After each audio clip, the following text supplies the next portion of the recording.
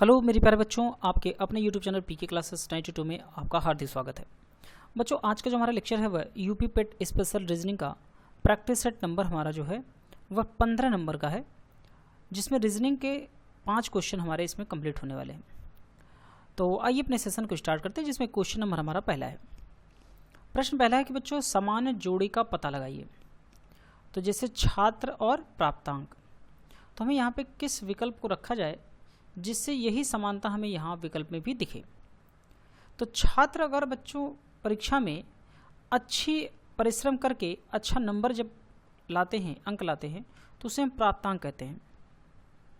ठीक है, एक छात्र जो परीक्षा में जो अपने द्वारा किया गया यानी कि उसके द्वारा किया गया काम जो होता है, जो परिश्रम होता है, उसी के रूप में उसको क्या मिलता है, प्राप्तांक प्राप्त होता है। तो उसी प्रकार से बच्चों वेटर जो होता है, वेटर यानी कि बहरा, जब बहुत अच्छा काम करता है तो उसे लोग टिप देते हैं। क्या देते हैं बच्चों? टिप देते हैं। तो विकल्प हमारा हो जाएगा यहाँ पे वेटर और यहाँ पे हो जाएगा टिप। सेम वही रिलेशन यहाँ भी प्राप्त हो जाएगा। क्वेश्चन हमारा दूसरा है बच्चों कि कौन सा अक्षर समूह श्रृंखला से मेल नहीं खाता है।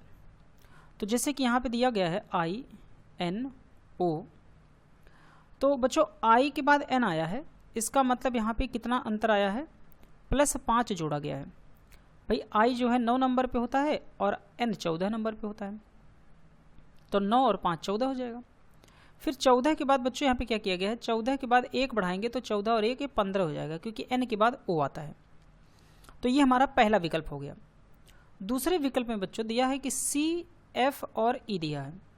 तो बच्चों C 3 नंबर पे होता है, F 6 नंबर पे और E 5 नंबर पे। तो बच्चों 3 में जब हम 3 बढ़ाते हैं तो 3 और 3 6 हो जाता है, और 6 में 1 माइनस करेंगे तो कितना हो जाएगा बच्चों, 5 हो जाएगा। तो यहाँ 1 माइनस हुआ है बच्चों, यहाँ प्लस हो रहा है, यहाँ माइनस हो रहा है, और इसमें कितना बढ़ रहा है बच्चों, यहाँ पे 3 बढ़ रहा है। ठीक है, अब तीसरा विकल्प में जो दिया है बच्चों वो दिया है कि G, J और I।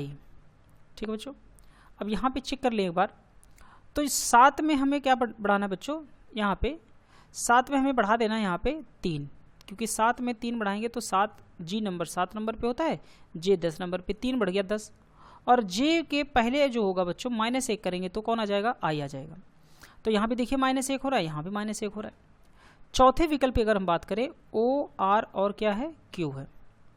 तो बच्चों O जो होता है वो 15 नंबर पे, R 18 नंबर पे और Q 17 नंबर पे। तो 15 में बच्चों 3 बढ़ाएंगे तो क्या हो जाएगा, R 18, और 18 में जब हम -1 करेंगे तो 17। तो दूसरा, तीसरा और चौथा ये तीनों ही एक समान है। अलग कौन हुआ बच्चों, यहाँ पे जो इस समूह से मेल नहीं खाता वो पहला नंबर आंसर है, जो कि हमारा आंसर हो जाएगा A नंबर, I, N और O हो जाएगा। समझ पा रहे बात को? क्वेश्चन हमारा तीसरा है कि सेना के कार्मिकों में 1000 में से 8 की मृत्यु होती है, किंतु नागरिक जनसंख्या में यह प्रति 1000 में 20 है। इस कथन से निम्नलिखित में से कौन सा निष्कर्ष निकाला जा सकता है। जैसा कि बच्चों यहाँ पे है कि सेना में भर्ती होना बेहतर है। अब इसका मतलब हम ये नहीं कह सकते कि सेना में भर्ती होना बेहतर है। आम लोग जो है मरने की संख्या ज़्यादा है तो सेना में भर्ती हो जाना बेहतर है, सब लोग थोड़ी सेना में जा सकते हैं। तो पहला विकल्प तो कैंसिल हो जाएगा। दूसरा है कि यह संबंध आकस्मिक है, ये भी बिल्कुल नहीं है, आकस्मिक संबंध नहीं है।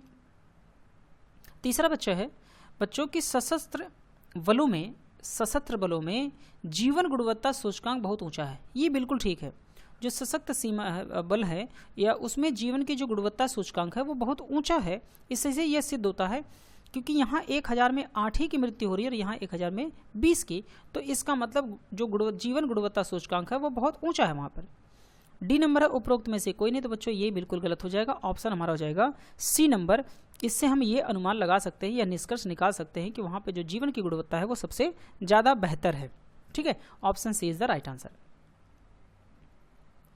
चौथा क्वेश्चन है बच्चों कि 26 जनवरी 1996 से 15 जो मई 1996 दोनों दिनों को समावेश करके, मतलब मिला करके दिनों की संख्या कुल कितनी होगी।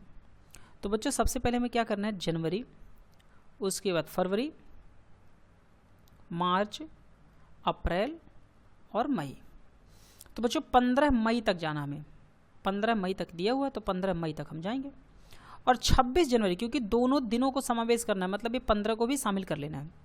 26 जनवरी से शुरू करना है तो 26 को लेकर के टोटल जो बच्चों दिनों की संख्या हो जाएगी वो 6 दिन होगी।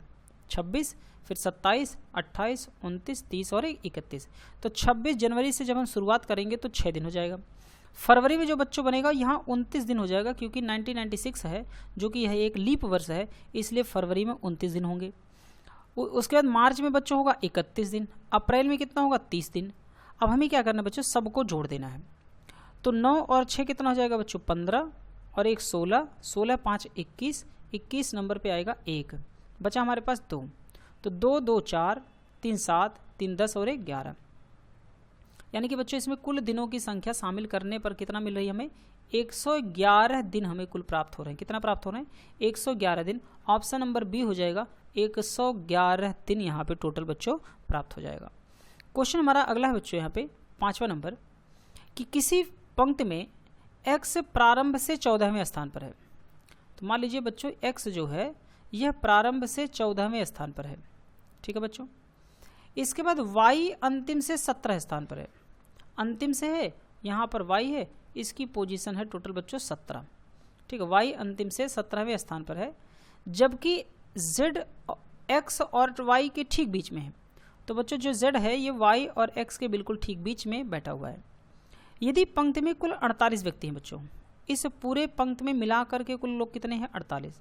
तो बच्चों 14 इधर बैठे हैं और 17 इधर बैठे हैं, ठीक है। और बीच में जो बाकी बचे वो बीच में बैठे हुए हैं। तो इसका मतलब 14 लोग इधर हैं और 17 इधर हैं। तो 14 और 17 को जब हम बच्चों जोड़ेंगे तो यहाँ पे कितना हो जाएगा हमारे पास 31, यानी कि टोटल जो संख्या है वो 31 है। तो बच्चों 48 कुल व्यक्ति हैं, तो 48 में से जब 31 घटाएंगे तो बचेंगे हमारे पास कितने 17 व्यक्ति। मतलब बच्चों ये हुआ कि इन दोनों लोगों के बीच में कितने लोग बैठे हुए हैं 17 लोग।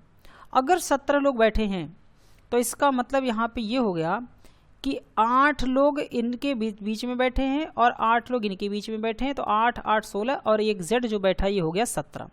तो x और y के बीच में 17 लोग हैं, जो ठीक बीच में बैठा है z। तो x और z के बीच में 8 लोग हैं, z और y के बीच में 8। तो 8 8 16 और एक कितने हो गए 17। तो इनके बीच में 17 लोगों की संख्या हो गई।